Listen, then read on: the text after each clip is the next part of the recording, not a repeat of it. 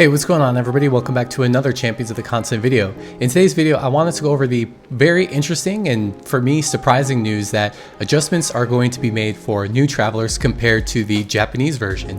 This is something in a million years I never thought that would happen, but I do think that it is something that is needed, especially for the longevity of characters that are going to be coming out here soon in the future.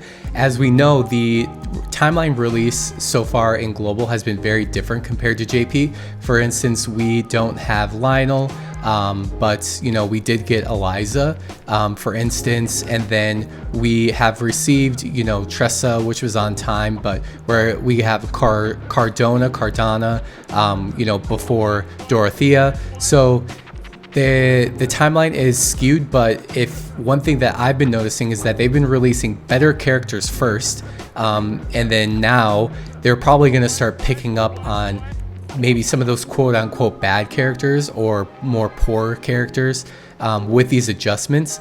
And since as global players, we have the benefit of knowing what's coming in the future, so we can already project who we're going to be spending our rubies for, and obviously we all want to pull for better characters. So this makes sense from a strategic standpoint on Square's part, that they're going to buff and improve some of these other characters so that we want to pull on them. I hope that made sense. That was a lot that I just kind of threw out there, but if Square wants us to pull on these characters, they just have to make them better. Looking at, let's just look at Lionel, for instance, as he's coming out soon. Most of his attacks are only one hits, and then he has two sword attacks that are 2 hits. We all know that we have to break enemies in order to do as much damage as possible, and Lionel is just currently in JP not one of those characters who is going to provide that benefit. His kit is fine for what it is, but the improvements that are coming are very beneficial. And so I pulled up the trailer, and with this you can already see his improvements, that 3-hit sword attack, and then he's also going to have a 3-hit ice attack as well. Good buffs. They're gonna make him better. And what this now poses the question for me is, how is this gonna impact other characters that are going to be coming out in the future? And so one thing that maybe comes to mind is she's got them, we already have an apothecary, so is this going to affect Cyrus, for instance? No, he's not. I don't think it's possible to buff him anymore, so characters like him you can kind of rule out.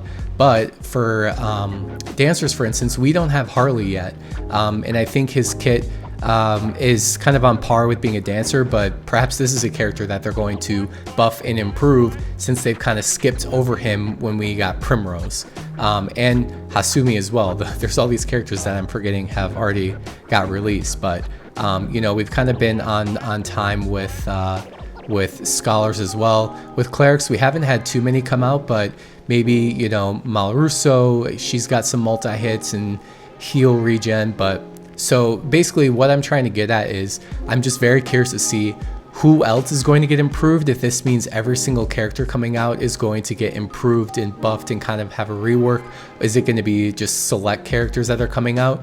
It's interesting to me that they chose Lionel first, just because he is on the poorer side of the 5-star characters that are projected to be coming out in the future. But this leads me to believe that not every character is going to be getting buffs at all, and it is just going to be select ones. And again, I think this is a good part on Square's move to do this, if they want to make money, if they want to have players engaged with the characters that are coming out. I think we've all been disappointed with some characters just because their kits are nothing really too special. But one thing that I can say is that I wish with the clerics, with Stead, I wish he would have been one of them that would have gotten that rework. And who knows, maybe one day they'll do it for existing characters, but I'm not holding my breath. And for Anya's too, I think she could have had a little bit of a better kit as well. So we'll see with coming up on more. I mean, Prom could be another good one because he just has those 1-hit attacks in their AoE. But again, just this is interesting. I know I'm kind of rambling, but when that notification popped up on my phone last night, I was not expecting that at all in the slightest, but it does make sense. If you play JP, I'm really curious to hear your thoughts. I did see there were people who are upset. But I feel like JP has like way better characters now because they're so far in the future with like limited and memory characters that we're not even close to that. But really curious to hear your thoughts. Is this something that you expected? Are you happy about this? Not happy about this? I can't see a world where anybody on the global side would be upset about this because we're getting existing characters that are just better than what they would have been if they came out normally. I'm excited about it.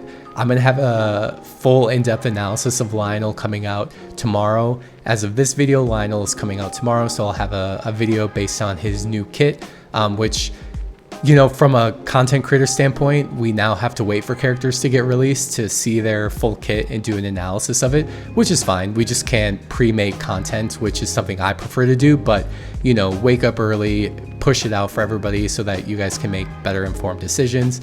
I'm really curious to hear your thoughts on this, and thank you so much as always for watching, and I will see you in the next one.